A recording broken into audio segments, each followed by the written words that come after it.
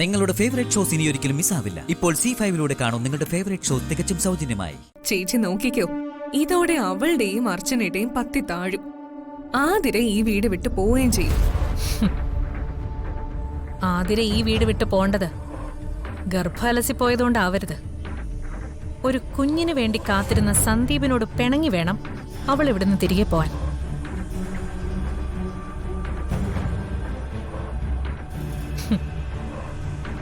അവൾ ആരുടെ പേരും വിളിച്ചോണ്ടാണോ ഈ മുറ്റത്തേക്ക് കയറി വന്നത്, ആ പേര് ദുഷ്പേരാക്കി മാറ്റണം നമുക്ക്. പുറമേ കാണിക്കുന്നില്ലെന്നേ ഉള്ളൂ, പേരക്കുട്ടി എടുത്തൊന്ന് ലാളിക്കാൻ വല്ലാതെ കൊതിക്കുന്നുണ്ട് സേതുമാധവന്റെ മനസ്സ്. ഈ ആഘോഷം കൂടി അറിയുമ്പോ മിക്കവാറും അയാള് അടിച്ചു പോകുന്ന എനിക്ക് തോന്നുന്നു. ആ ബാക്കിയൊക്കെ വന്നിട്ട് സംസാരിക്കാം. ചേച്ചി വാ, അവളുടെ നിലവിളി എനിക്കൊന്ന് നേരിട്ട് കാണണം. ഇനി നമ്മൾ ചെന്നില്ലെന്നുള്ള പരാതിയും വേണ്ടല്ലോ. നീ അവിടെ നിൽക്ക്. ഇപ്പൊ ഓടി മുകളിൽ ചെന്നിട്ട് വലിയ കാര്യമൊന്നുമില്ല. എന്റെയും നിന്റെയും വിഷമവും കരച്ചിലും കാണാനും അത് നോക്കി മാർക്കിടാനുള്ള ആള് ഇപ്പൊ ഈ വീട്ടിലില്ല. സേതുമാധവനെ പുറത്തു പോയിരിക്ക. അങ്ങേര് വരട്ടെ, അങ്ങേരുടെ മുന്നിൽ വെച്ച് വേണം ഇതും പറഞ്ഞ് നമുക്ക് കരയാൻ. എനിക്കതൊന്ന് കാണണമെന്നുണ്ടായിരുന്നു. കാണാം. ഇനി ഇവിടെ എന്താ നടക്കാൻ പോകുന്നെന്ന് നോക്കട്ടെ. അപ്പോ നമ്മൾ പ്ലാൻ ചെയ്ത ആദ്യത്തെ സംഭവം നിന്നിലൂടെ പൂർത്തിയായി. ഇനിയുള്ളത് എന്റെ ജോലിയാ, എന്റെ മാത്രം ജോലി.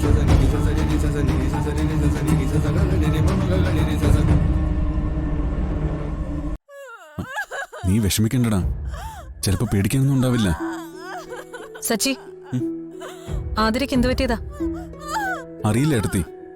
ഇവർ രണ്ടുപേരും കൂടെ സംസാരിച്ചിരുന്നപ്പോ ആതിരയ്ക്ക് പെട്ടെന്ന് പെയിൻ ഉണ്ടായെന്ന് അവൻ പറഞ്ഞത്.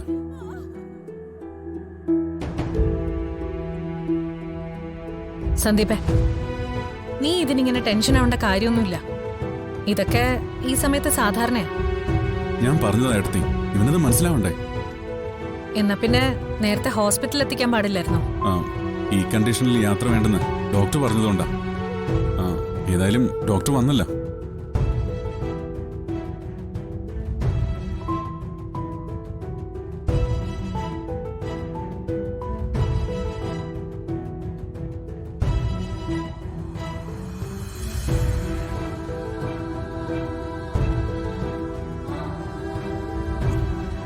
എന്താ ഡോക്ടർ?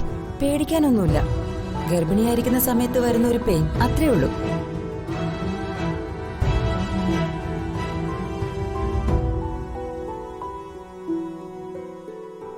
ആതിര സ്വസ്ഥമായിട്ട് കുറച്ചേരം ഉറങ്ങട്ടെ, എഴുന്നേക്കുമ്പോ ശരിയാകും. ഇനി മുതൽ എല്ലാ മാസവും ഹോസ്പിറ്റലിലേക്ക് കൊണ്ടുവരണം.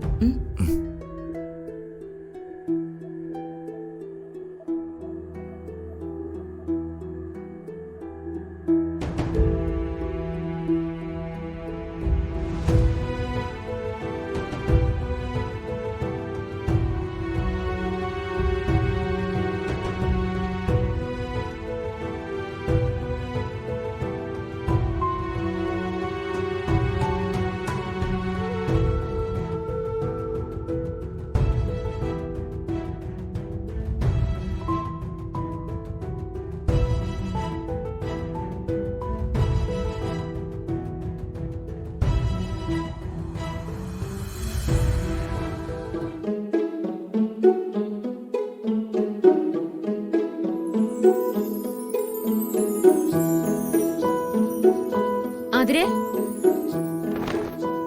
ആതിരേ. എന്താ ചേച്ചി? വാ, വന്നെന്തെങ്കിലും കഴിക്കേ. ഇപ്പൊ വേണ്ട ചേച്ചി, കുറച്ചുകൂടി കഴിയട്ടെ. എന്താ നിനക്ക് ഇപ്പൊ ഒന്നും വേണ്ടാത്തെ?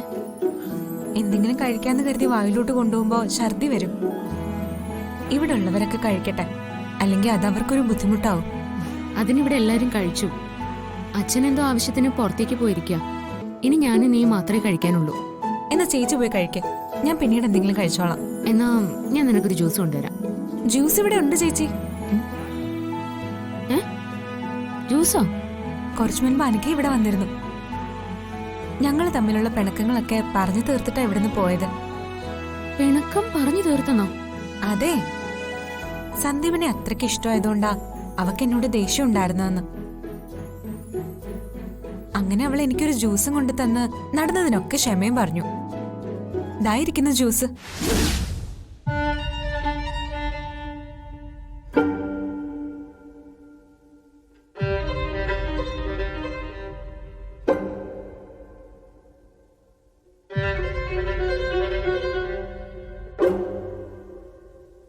ചേച്ചി, അവള് വലിയ കാര്യത്തിൽ കൊണ്ടുവന്നല്ലേന്ന് കരുതി ഞാൻ വേണ്ടാന്നൊന്നും പറഞ്ഞില്ല. ഇനി ഞാനായിട്ട് പിണങ്ങിയിരിക്കുമല്ലേന്ന് അവക്ക് തോന്നണ്ടല്ലോ. എന്താ അബദ്ധം മോളെ നീ കാണിച്ചേ? ഞാൻ നിന്നോട് പറഞ്ഞതല്ലേ അവധിയെടുത്തിയോ എനിക്ക് സംസാരിക്കാൻ വന്നാ നീ ഒഴിഞ്ഞു മാറണോന്ന്. പിന്നെ എന്തിനാ അവള് കൊണ്ടുവന്ന് ഈ ജ്യൂസ് നീ വാങ്ങിക്കാൻ പോയേ? അതിന് ഞാനത് കുടിച്ചില്ലല്ലോ ചേച്ചി.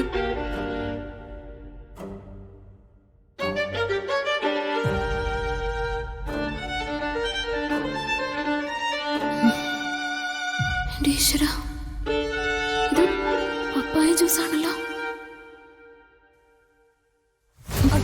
ചേച്ചി, ചേച്ചി,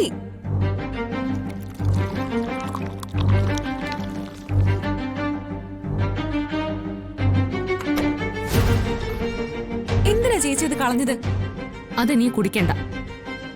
ചേച്ചിക്ക് എന്താ എല്ലാത്തിനും ഇത്ര പേടി? പേടിക്കണം. അങ്ങനെ പേടിക്കേണ്ട ആളുകളുടെ ഇടയിലാണ് നമ്മൾ ജീവിക്കുന്നത്. എന്ത് ക്രൂരതയും ചെയ്യാൻ മടിക്കാത്ത ആളുകളെ ചുറ്റും. അതൊക്കെ ശരി. ചേച്ചി എന്തിനാ ഈ ജ്യൂസ് എടുത്തോണ്ട് കളഞ്ഞത്? ആ ജ്യൂസ് നീ കുടിച്ചിരുന്നെങ്കിൽ ഇതിനോടകം നിന്റെ അബോർഷൻ നടന്നേനെ.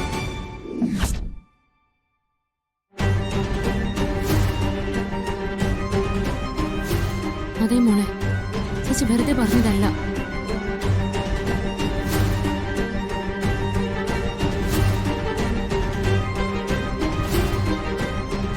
എത്ര പിണക്കമുള്ളവരായാലും നമുക്ക് ദേഷ്യമുള്ളവരായാലും നമ്മുടെ മുന്നിൽ വന്ന് ഒന്ന് ഏറ്റു പറഞ്ഞ, അല്ലെങ്കിൽ ഒന്ന് ക്ഷമ പറഞ്ഞ, നമ്മളെല്ലാതും മറക്കും.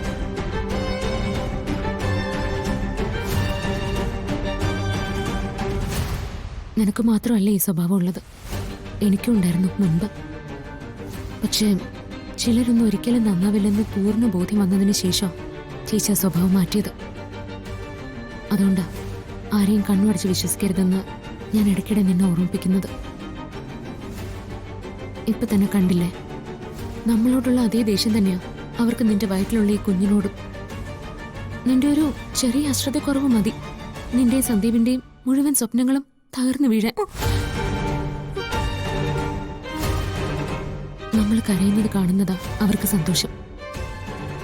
അതുകൊണ്ട് നമുക്ക് കരയാനും അവർക്ക് സന്തോഷിക്കാനുള്ളത് നമ്മളെ തന്നെ ഉണ്ടാക്കരുത് മോളെ.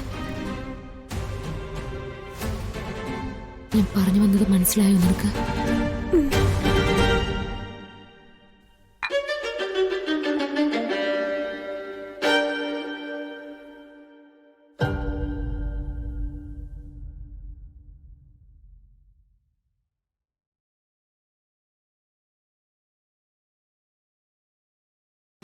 ഡൗൺലോഡ് ചെയ്യൂ C5 ആപ്പ്. കാണൂ എല്ലാ എപ്പിസോഡുകളും സൗജന്യമായി.